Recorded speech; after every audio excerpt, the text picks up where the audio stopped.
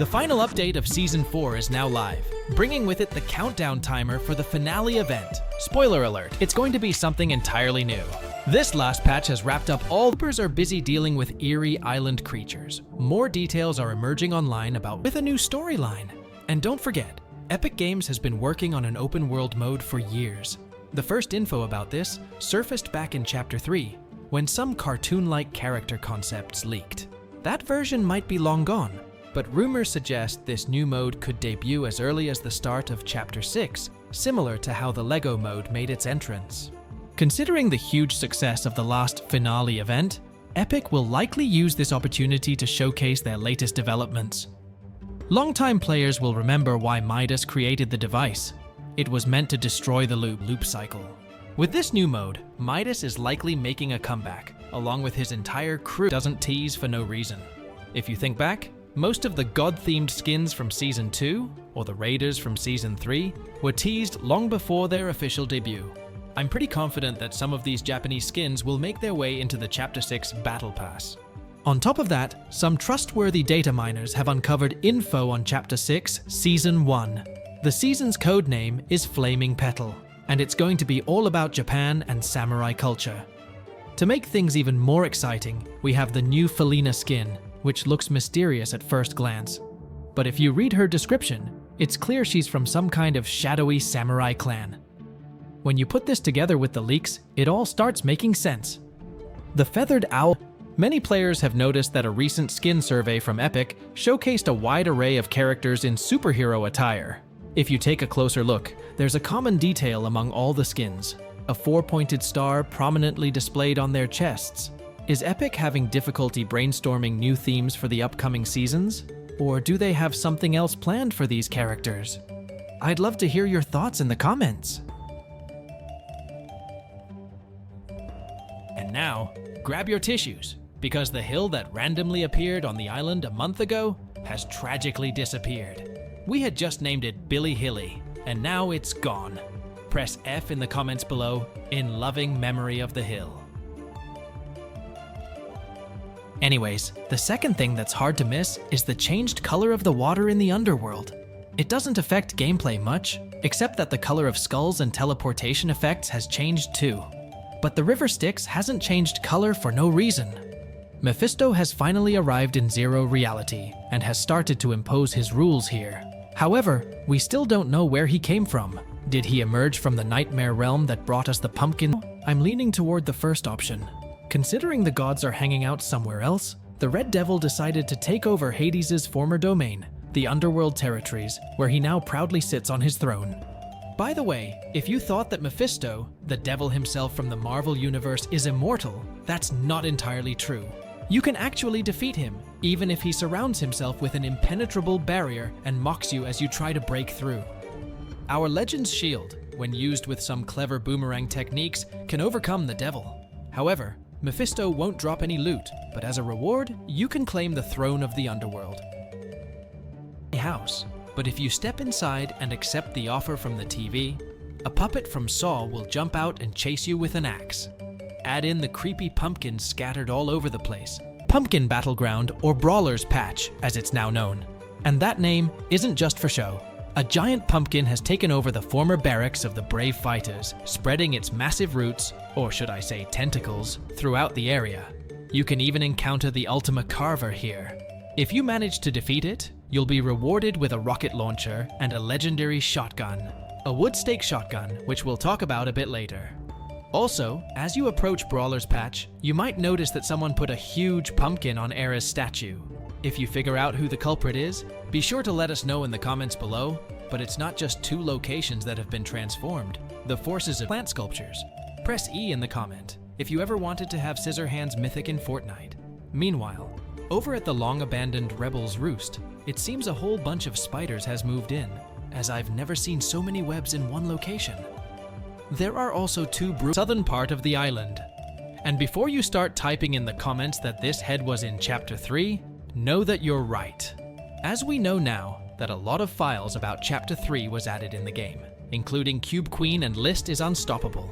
But why is it here? Where did it come from? And why now? It doesn't seem to have fallen from the nightmare reality that brought us the pumpkins. as there's no hint of that. Either Epic has something planned and will explain its appearance later, or they're just winging it and doing whatever suits them, like they did with the pond before the battle with Doom. We never got an explanation as to why all the water in the pond evaporated. Other than that, these are all the changes that have come to the island. If I missed something, let me know in the comments or send your suggestions. If there's anything interesting, we'll be sure to publish it in the feed or pin it. Now, let's move from the spooky map changes to the equally terrifying gameplay changes. I'm willing to bet that when I mention this next item, the sound of it will make you want to run. Of course, I'm talking about the new chainsaw. This is one of those times when Epic has absolutely nailed it. From the first ride, I fell in love with this weapon. The damage is solid, the animations are top-notch, and the movement, don't even get me started. I don't know where the game designers got the idea that you could ride the chainsaw, but they implemented it perfectly. I can already foresee complaints from competitive players, which might lead to a nerf, so my advice is to find a chainsaw and have fun while you can. At the moment, the only problem I've encountered is that the chainsaw is pretty hard to find, especially early in the match. Maybe Epic's has purposely lowered its spawn rate, but you can find it in chests on the island. And for those who love horror movies, the chainsaw pairs perfectly with the Leatherface skin from the Texas Chainsaw Massacre, a true horror classic.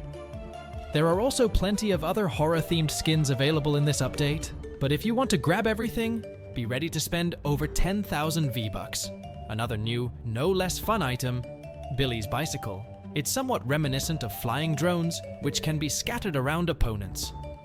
In attack mode, there's not much sense in using it, as it's pretty easy to either run away from or hide from the marionettes in a box. But if you set up an ambush, the bike deals a whopping 75 damage. That's why, mid-game, you barely have time to decide whether you should dodge bullets or a flying Billy bike. But the main downside of the bikes is that you can't tell which ones you placed or which ones your teammate did, versus the ones that can send you straight back to the lobby. You can't destroy them with gunfire or EMP grenades, so keep that in mind. In any case, this item is more for fun than for practicality, but you can definitely find ways to use it. Moving on from the bike, let's talk about the new mechanic. Now every player can get a real adrenaline rush by taking on the Saw Challenge. From TV screens at certain spots. If you don't make it in time, well, you're out of luck. But don't worry too much. Epic has your back. If someone else takes out your target before you do, the trap will be removed automatically. However, you won't be able to retake the challenge. Personally, I find it pretty fun, and am I looking forward to repeating this adrenaline rush. But one mechanic I'm sure everyone will love is the contract system with Mephisto. When you visit the underworld, you'll notice a random weapon, anything from common to legendary, in exchange for 20 GP. Don't worry though. You can't kill yourself this way, since your health won't drop below 20. The team resurrection mechanic goes with great aim, as the shotgun has 0 spread. Although in terms of fire rate, it can't compare to the Sovereign or the Gatekeeper. The Witch's Broom is also back. My earlier complaint about the lack of movement options on the island is no longer relevant. It feels like we've now got everything to help us move across the map. Stark's boots, though severely nerfed, the War Machine's jetpack, impulse grenades, vehicles, chainsaws, and now the broom. Everyone can choose what suits them best. Personally, I'm not a huge fan of the broom because of the long cooldown. 20 whole seconds, but it's useful in the early stages of the game. What's disappointing though, 11 items, including a great emote, a pickaxe, and even a glider.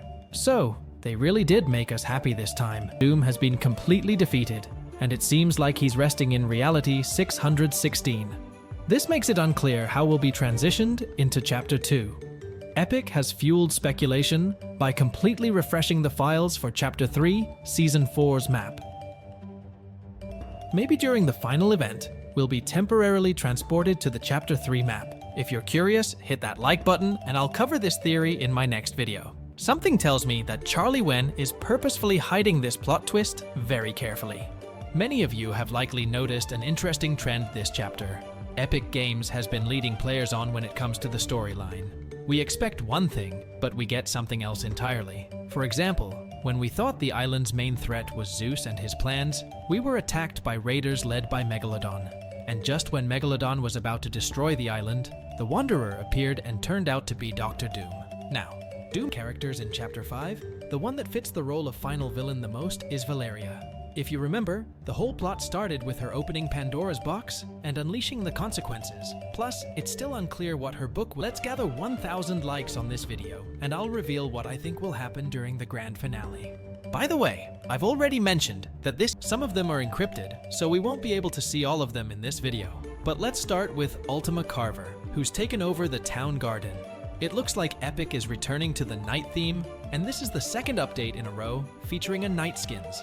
To be fair, both skins look great, fitting perfectly into Fortnite's Halloween vibe. Ultima Carver is a solid pick for any spooky skin collection. If last year's highlight was Meowth Ghoul, this year we've got Phantom Guff, who's been corrupted by cube energy.